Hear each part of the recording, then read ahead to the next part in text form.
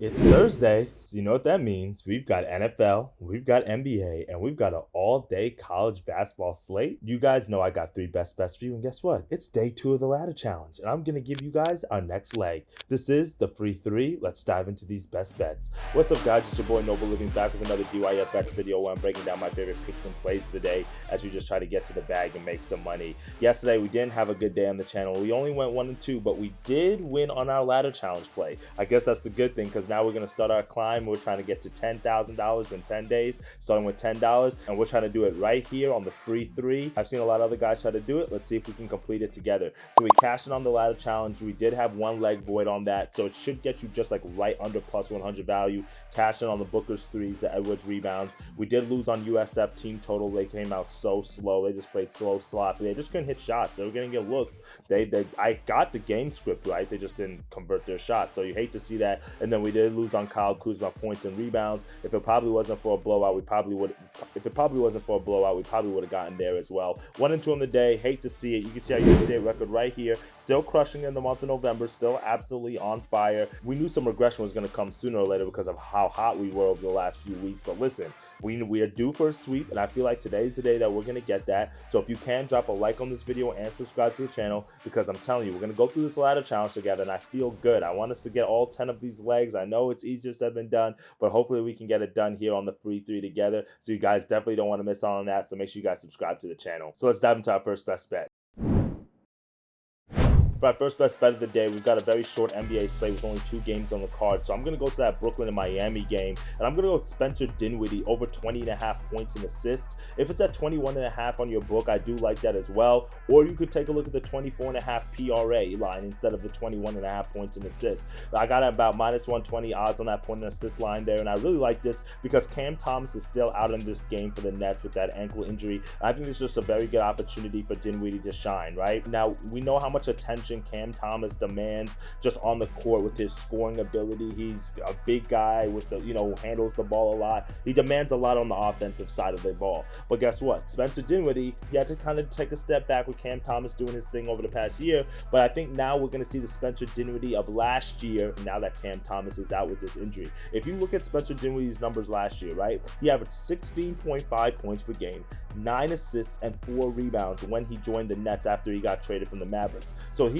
easily is flying over this points and assist total here. I mean, without any worry at all, right? And if you looked at his last game, he scored 29 points to go with 9 assists, and that was against the Magic. So we flew over that total. He has played 3 games this season without Cam Thomas. He has only gone over this total in 1 of the 3 games, but I do like the fact that it was one of the last games, which was the last game they played, because he can kind of build on that momentum. Now he can get back into the rhythm of kind of playing that point score role a little bit, start facilitating the ball a lot more. And we saw this a lot at the end of the season last year, where Dinwiddie finished the last 7 games with 12.7 assists per game. That's absolutely crazy to think about, but that also kind of lets you see the type of player that Dinwiddie wants to be. He can shoot the 3, but I think he really wants to facilitate the ball, and that's why we saw 9 assists from him when he joined that Nets team. Well, guess what? Now this Nets team, this lineup they have right now, is very similar to that Nets team last year, because we have Cam Thomas out, but we also have Ben Simmons out. 2 primary ball handlers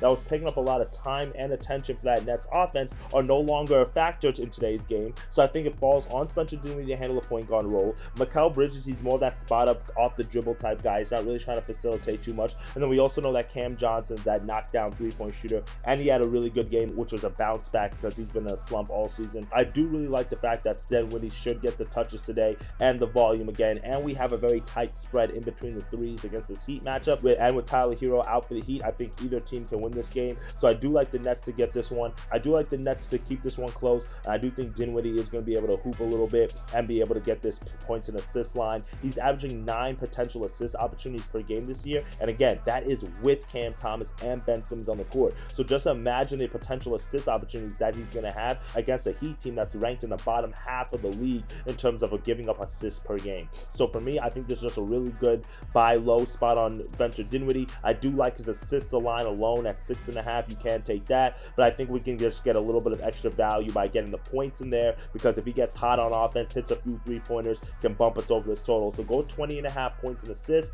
but if you have to play that 21.5, then you might want to look at that PRA line at 24.5, so that way you can get a little bit of help from the 4 rebounds that Dinwiddie tends to average a game. Now for my second best bet of the day, this is truthfully my favorite time of the year, well, second favorite time, because we have the holiday tournaments in college basketball. So that means starting from today, we literally have games going all day long, starting at like 11 a.m. all the way to 11 p.m. And this goes on literally up until like Christmas. So it's absolutely awesome. There's a lot of opportunities for you to make money, a lot of live call outs that you can get a part of. We hit on a few live plays inside of our Discord over this past week. So make sure you guys click that link in the bio and join our free Discord group. So this way you guys can get those live call outs, because trust me, they're going to be games all day. And typically, if you've tapped into some of my other picks and plays, especially during baseball season, then you guys know I normally don't give out plays that happen during the day because of when the video drops. I only give out late night plays. So because of that, if you want some of those daytime games that are going to happen, especially during tournament time, then you got to click that link so you can join our Discord group. But we have one of those tournament matchups today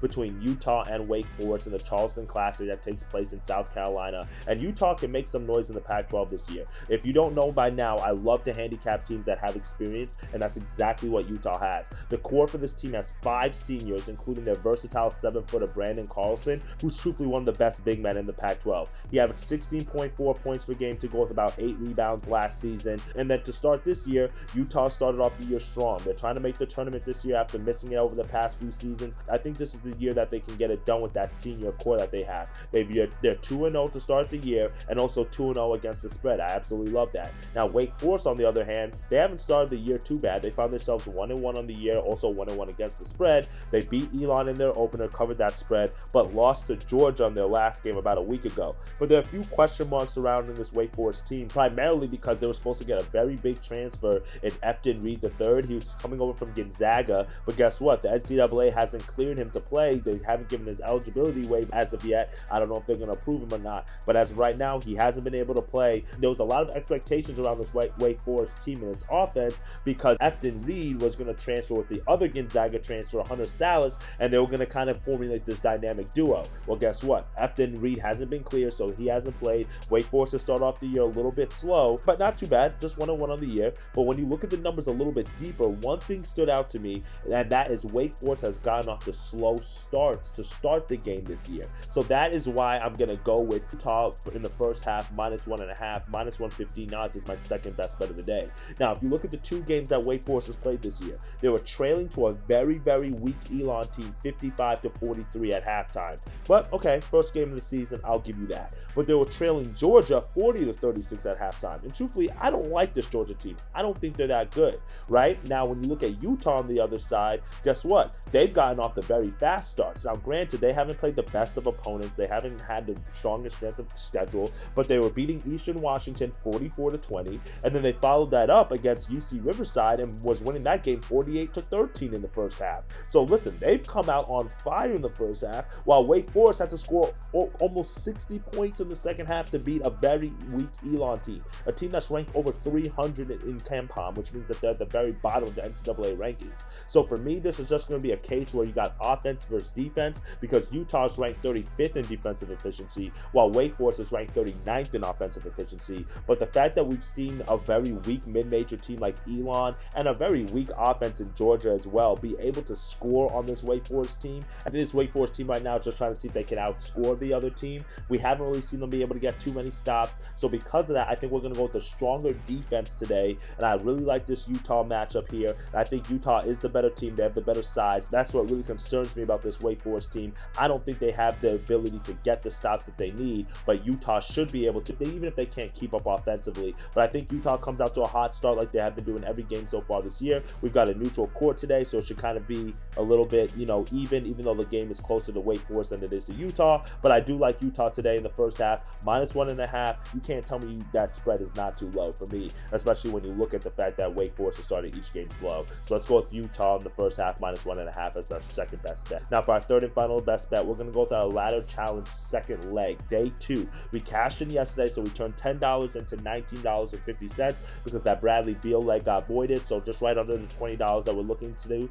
So today we're going to bet that $19.50, and we're going to to take Gus Edwards over 11.5 carries at plus 110 odds. Now you have to shop around in your book. Make sure that you can get this at plus 100 value on his carries. But I really like this play today because he's averaging 12 yards per carry per game. And he's gone over this total in 6 of 10 games this year, and he's hooked once. But I also love the fact that Cincinnati has the 3rd worst rushing defense in the league. So because of that, I think there's a lot of opportunities for Gus Edwards to get in the mix, to get a lot of carries, to get a lot of touches. And I think the Ravens will exploit that weak rush defense for the Bengals today. And I think they run all over this Bengals team. And I think what makes matters even worse is that their best defensive player, their defensive end, Sam Hubbard, he's been ruled out for this game. So that's just a huge blow to not only the rush defense, but also the pass rush defense. So because of that, I think that this is a game where the Ravens are going to jump out on the Bengals early. They're going to have the lead in the first half. I actually like that first half spread as well. I think it's like -1.5, -2.5. I do like that first half money line for the Ravens as well.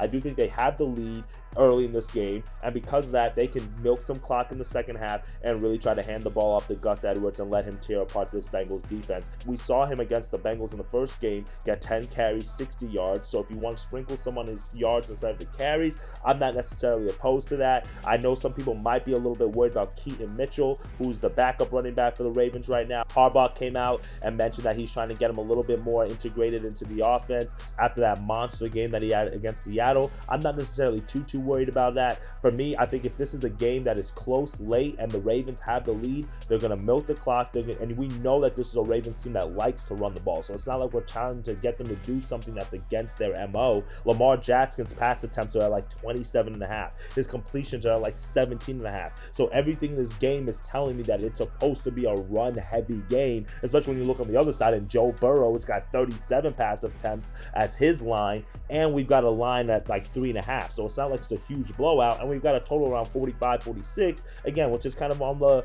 it's right there in the middle. So because of that, I think we're going to be able to get these handoffs today. We're going to be able to get these touches. But again, if you don't like the carries, then you might want to go with his rushing yards, as he's gone over the 44.5 line in 7 of 10 games. I do like that as an individual play. So you'd obviously have to tease that up a little bit to get the plus 100 value on that. But to me, I think we like the plus 110 value, Gus Edwards over 11.5 carries to get it done as our second leg of the ladder and our third best bet of the day.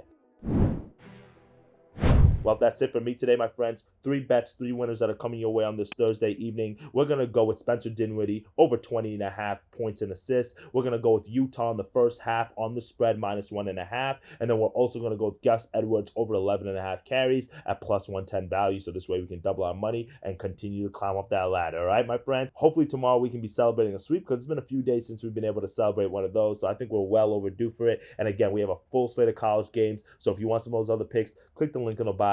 Drop a comment below with the games that you're taking or the picks that you're liking, so this way I can tell you. I appreciate all the feedback that you guys give, like the mics and the information, everything that you think that we can do to make this show better. Let me know, because that's what we're trying to do. We're just trying to improve. I don't take any offense to it. I'm just a sponge, just trying to learn and how to get better at giving you guys what you want. All right, my friends? Appreciate y'all as always. Let's get to that money. I'll see y'all tomorrow as we celebrate another winning day. Later, dictate your fate, and let's get to that cheddar.